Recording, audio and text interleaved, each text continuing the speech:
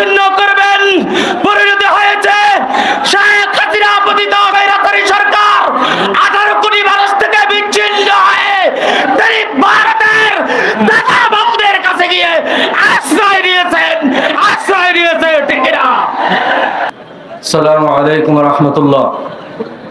আন্দোলন সংগ্রামের পরীক্ষিত গণমানুষের সংগঠন বাংলাদেশ খেলাফত মজলিস নরসিংদী জেলা শাখা কর্তৃক আয়োজিত আজকের এই গণসমাবেশে উপস্থিত হযরত উলামায়ে কেরাম, সংগঠনের জেলা এবং কেন্দ্রীয় নেতৃবৃন্দ, সর্বস্তরের আমার নেতাকর্মী দিনী ভাইরা, আমি লম্বা কোনো বক্তব্য দিতে চাই না, সময় স্বল্পতা আছে অবশ্যই।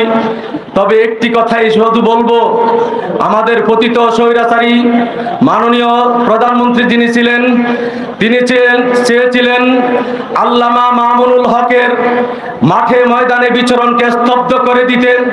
তাই আল্লামা মামুনুল হককে তিনি প্রথমত কারারুদ্ধ করেছিলেন। কথা বলেন ঠিক কিনা? কিন্তু তার পরিণতি কি হয়েছে?